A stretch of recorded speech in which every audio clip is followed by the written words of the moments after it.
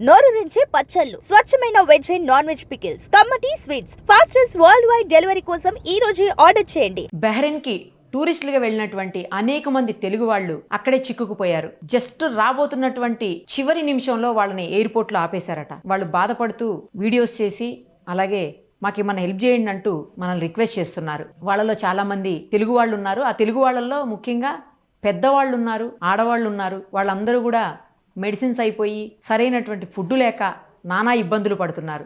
ఒక్కసారి వాళ్ళతోటి లైవ్ కాల్లో మనం కూడా మాట్లాడదాం. నమస్తే అండి. నమస్కారం మేడం. ఏం జరిగింది? మీరు ఎప్పుడు వెళ్ళారు బహ్రెయిన్ కి? ఎలా ఇరుక్కుపోయారు? అసలు ఇప్పుడు అక్కడ పరిస్థితి ఏంటి చెప్పండి. బహ్రెయిన్ కి యాక్చువల్ గా మేము టూరిస్ట్ వీసా మీద ఒక 4 days ఒక 7 members వచ్చాం మేడం. మేము హైదరాబాద్ కు. ఓకే. హైదరాబాద్ నుండి 24th మార్నింగ్ బయలుదేరాము. సో 28 కి మాకు రిటర్న్ టికెట్ ఉండే. 28 కి మేము ఆఫ్టర్నూన్ 2:30కి రిటర్న్ టికెట్ ఉన్నది. సో మేము ఎయిర్పోర్ట్ కి బై 11:30కి రీచ్ అయ్యాము. మాకన్నా ముందు ఒక 5 members బోర్డింగ్ అయిపోయింది. వాళ్ళకు క్లియరెన్స్ కూడా, ఇమిగ్రేషన్ క్లియరెన్స్ కూడా అయిపోయి వెళ్ళిపోయింది. సడన్ గా ఒక పెద్ద శబ్దం వచ్చింది. బయట అందరు బయట కూరికారు ఎయిర్పోర్ట్ వదిలి. ఈవెన్ ద స్టాఫ్ సెక్యూరిటీ అంతా, పోలీస్ అందరూ బయటికి సడన్ గా ఉరికొచ్చారు. చూసే వరకే అక్కడ నేవల్ బేస్ మీద ఎయిర్ స్ట్రైక్స్ జరిగాయని చూసే వరకే మంట, పొగలు, చాలా దూరం ఉన్నది మాకు ఎయిర్పోర్ట్ కు. సో మంటలు, పొగలు వస్తుండే. సో ఆ మంటలు, పొగలు వస్తున్నప్పుడు మేము అందరం చూసుకుంటే అట్లా నిలబడ్డాము. దాని తర్వాత మళ్ళీ తిరిగి ఒక హాఫ్ అన్ అవర్ తర్వాత తిరిగి మళ్ళీ వెళ్ళిపోతే వాళ్ళు చెప్పారు మొత్తం కంప్లీట్ క్లోజ్ అయిపోయినాయి, కౌంటర్స్ అంతా క్లోజ్ అయిపోయినాయి, కాబట్టి మీరు వెళ్ళలేరు, టైం ఏమో చెప్తాం, మీరు ఉండండి అంటే మేము అక్కడ నిలబడ్డాం, వెయిట్ చేసాం ఎయిర్పోర్ట్ లో. వెయిట్ చేసినప్పుడు మాకు అక్కడ చాలా మంది మన తెలుగు వాళ్ళు, అంటే రిటర్న్ హైదరాబాద్ కి రావడానికి వాళ్ళు కూడా టూరిస్ట్ గా వచ్చారంట. ఓకే. సుమారు ఒక 100 మందికి పై చిలుకుంటారు. సో వాళ్ళందరూ కూడా మేము ఎయిర్పోర్ట్ లో కలవడం జరిగింది. ఇక అది పానిక్ సిచ్యువేషన్ కదండి. సో ఆ పానిక్ సిచ్యువేషన్ లో ఎయిర్పోర్ట్ బయటికి లోపలికి తిరగడం చేయడంలో మేము వారికి కూడా కొద్దిగా హెల్ప్ చేయడం జరిగింది, పెద్ద మనుషులకు, పెద్దవాళ్ళకు. సో వాళ్ళు కూడా కొంతమంది ఫ్యామిలీస్ తో ఉన్నారు, కొంతమంది అలోన్ గా కూడా వచ్చారు. సో వాళ్ళని అక్కడ కలవడం జరిగింది.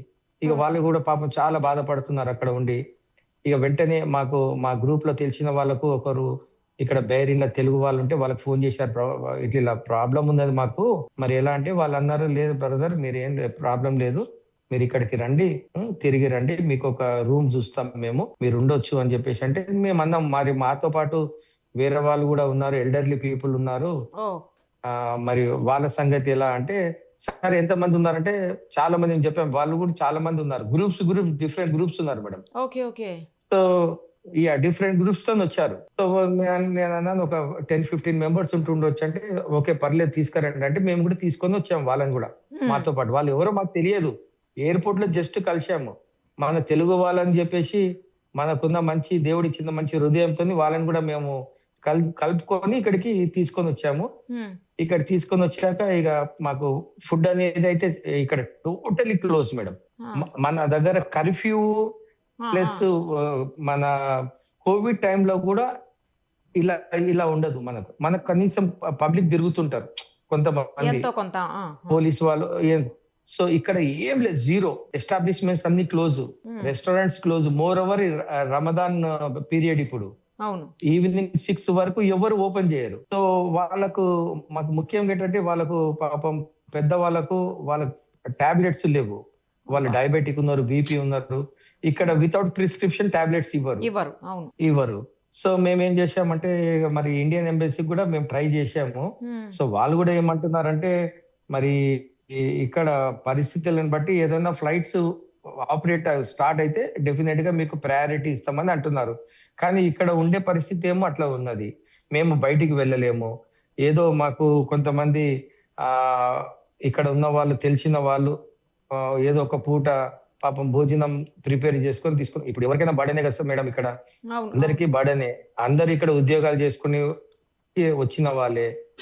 ఒకటేసారి ఒక 10-15 మందికి భోజనాలు పెట్టాలంటే కూడా ఇబ్బంది ఉంటుంది ప్రతి టైము. సో పాపం మన తెలుగు వాళ్ళు ఉండి చాలా మంది వాళ్ళు ముందటికి వచ్చి ఇక తోచిన వాళ్ళు వచ్చి మాకు ఫుడ్ ఇస్తున్నారు. మరి బ్రెడ్, జాము ఇలాంటిది కూడా మాకు ప్రొవైడ్ చేస్తున్నారు. వారికి మీ సుమన్ టీవీ తరఫున వారందరికీ, తెలుగు ప్రజలకు, బయరిన్లో ఉన్న తెలుగు ప్రజలకు, ఇరు రాష్ట్రాల ప్రజలకు అందరికీ మా ధన్యవాదాలు మేడం. ఎందుకంటే ఇలాంటి పరిస్థితులలో వారు ఎవరో తెలియదు, అవును, మమ్మల్ని ఇంత మంచిగా వాళ్ళు ఆదరించి మాకు ఒక స్థలం చూపించి, ఉండడానికి ఒక స్థలం చూపించి, మీరేం వరి కావద్దు. ఇప్పుడు వారు కూడా ఏదైనా మాకు తీసుకొని రావాలంటే వాళ్ళు కూడా రోడ్డు మీదకి రాలేని పరిస్థితి. మాకు ఫుడ్ తీసుకురావాలన్నా, మెడిసిన్ వాళ్ళు రాలేని పరిస్థితి. వాళ్ళు కూడా ఏమున్నా ఫోన్ లో కాంటాక్ట్ అవుతున్నాం. వారు కూడా పాపం ఏదో అంటే దొంగగా ఇక్కడికి చేరుకొని మాకు ఏదైనా ఉంటే ఫుడ్, లేకుంటే ఏదైనా ఉంటే వాళ్ళు ఇచ్చి వెళ్తున్నారు మేడం. ఇది జరుగుతున్న సంగతి. ఇప్పుడు చూపిస్తారా? ఎంత మంది ఉన్నారు? అందరినీ చూపించగలుగుతారా ఒక్కసారి మీ దగ్గర ఉన్న వాళ్ళని? ఇప్పుడు అదే వేరే వాళ్ళు ఎక్కడున్నారు? కింద కూర్చున్నారంట మేడం వాళ్ళు. ఒక్కసారి చూపిస్తారా? వాళ్ళని రమ్మని చెప్పండి, లేకుంటే రమ్మని చెప్పండి. పిలిపిస్తున్నాం పిలిపించండి వాళ్ళు. సో ఇలా జరుగుతున్నది మేడం. ఇది ఇక్కడ అనుకున్న పరిస్థితి అయితే చాలా భయంకరంగా ఉన్నది పరిస్థితి. ఎయిర్ స్ట్రైక్స్ కంటిన్యూగా జరుగుతున్నాయి. ఎయిర్ స్ట్రైక్స్ జరుగుతూనే ఉన్నాయి అండి. కనిపిస్తున్నాయా మిసైల్స్, బాంబ్ అన్ని కనిపిస్తున్నాయి? Yes madam. డే టైమ్ లో మంచి కనపడతాయి మేడం. డే టైమ్ లో స్మోక్ కనిపిస్తుంది. స్మోక్ నైట్ లో బాగా లైటింగ్ తోటి కనిపిస్తుంది. నైట్ లో ఎయిర్ మన నైట్ ఉంటది కాబట్టి లైట్ లో బాగా కనపడుతుంది. అదే స్ట్రైక్స్ కంటిన్యూ. స్ట్రైక్స్ రాకముందు ఈ గవర్నమెంట్ మాకు ఏం చేస్తున్నదంటే అలర్ట్స్ పంపిస్తారు మేడం. స్ట్రైక్స్ రాకముందు అలర్ట్స్ పంపిస్తున్నారు. సో అలర్ట్స్ పంపించగానే వెంటనే మేము ఎక్కడన్నా ఉండాలి, లేకుంటే ఎక్కడన్నా బంకర్స్ ఉంటాయేమో. బంకర్స్ అంటే ఇది ఒక ప్రాంతంలో, ఇది రెసిడెన్షియల్ ఏరియాలో సేఫ్ అని చెప్పి తీసుకొచ్చారు మేడం. యాక్చువల్ గా అదేలి అని ప్రాంతంలో ఉన్నాం మేము. ఎందుకంటే కమర్షియల్ ఏరియా, హోటల్స్ అన్ని కూడా ఇట్రండి సార్, ఇట్రండి ప్లీజ్. కమర్షియల్ ఏరియాలో సార్ ఇట్రండి, బ్యాక్ రండి, కనిపిస్తున్నారు. మీరు ఎక్కడి నుంచి అండి? ఎక్కడి నుంచి? నేను హైదరాబాద్ మేడం. ఆయన వెనకాల ఆయన అందరు కూడా హైదరాబాద్ మేడం. అంటే వాళ్ళు ఏపీ నుండి కానీ హైదరాబాద్ లో వర్క్ చేస్తున్నారు. ఓకే. అందరు జాబ్స్ చేసుకుంటున్నారు. అంటే మీరు అందరూ కలిసి వెళ్ళారనమాట? టూరిస్ట్ మేము అందరం కలిసి, ఎస్ మేడం, కలిసి వెళ్ళాము. టూరిస్ట్ వెళ్ళాము 4 days మేడం. రిటర్న్ కూడా అవుతున్నాం. ఒక 2 hours ఉంటే మేము హైదరాబాద్ లో ఉంటుండే అండి. సో ఇక్కడ మేము చిక్కుకుపోయాము. సో మాకు ఏం లేదు మేడం. మీ ఫ్యామిలీస్ హైదరాబాద్ లో ఉన్నారా? మళ్ళా అందరు హైదరాబాద్ లోనే ఉన్నారు. ఫ్రెండ్స్ తో వెళ్ళారు? అందరు ఫ్రెండ్స్ తో వెళ్ళాము. అందరం హైదరాబాద్ లోనే ఉన్నారు. మాకు ఇక్కడ ఒక విషయం ఏంటంటే, వీళ్ళు ఎవరైతే అదర్ కంట్రీస్ ఎవరైతే హెల్ప్ చేస్తున్నారో వాళ్ళ సిటిజన్స్ కొరకు మీ సుమన్ టీవీ ద్వారా మరి మేము గవర్నమెంట్ ఆఫ్ ఇండియాకు, రాష్ట్ర ప్రభుత్వం కూడా మా యొక్క రిక్వెస్ట్ ఏంటంటే, మమ్మల్ని కూడా తొందరగా ఇక్కడ నుంచి ఎనీ ఎయిర్ క్రాఫ్ట్ మేము నిలబడి రావడానికి కూడా సిద్ధం ఉన్నాం. అంటే చెప్తున్నాం, ఎయిర్ ఫోర్స్ దాంట్లో నిలబడి రావడానికి కూడా సిద్ధం ఉన్నాము. ఇక్కడ నుంచి మమ్మల్ని మీరు తరలిస్తే, మన ప్రాంతానికి తరలిస్తే అందరికీ మేము కృతజ్ఞతలై ఉంటాం మేడం. అది రైట్ అండి. తప్పకుండా మీ మెసేజ్ని మేము గవర్నమెంట్కి చేరేలాగా చూస్తాము డెఫినెట్ గా. ఎంతమంది ఉన్నారు ఒక్కసారి వాళ్ళని కూడా చూపిస్తారండి? ఇంతేనా? ఇంతే మేడం. ఇంకా వేరే వాళ్ళు, లేడీస్ వాళ్ళు వేరే దగ్గర ఉన్నారు. అదే అడుగుతున్నాను, వాళ్ళు ఎక్కడ ఉన్నారు లేడీస్? వాళ్ళు పైన ఉన్నారు కదా, వాళ్ళు పైన ఉన్నారు మేడం. ఒక్కసారి మీరు వెళ్తే బ్యాక్ కెమెరా ఆన్ చేసి ఒక్కసారి చూపించండి. ఇదో మేడం, ఇక్కడ కూడా కూర్చొని ఉన్నారు elderly people sir. Okay, Suman TV నుంచి లైవ్ లో ఉన్నారు మేడం. అదే చూపిస్తున్నాను, మిమ్మల్ని చూపించమన్నారు. మేడం ఇక్కడ కూడా చాలా మంది ఉన్నట్టున్నారు. లేడీస్ ఉన్నారు, పెద్దవాళ్ళు ఉన్నారు. అవును మేడం. చాలా ఇబ్బంది పడుతున్నట్టున్నారు.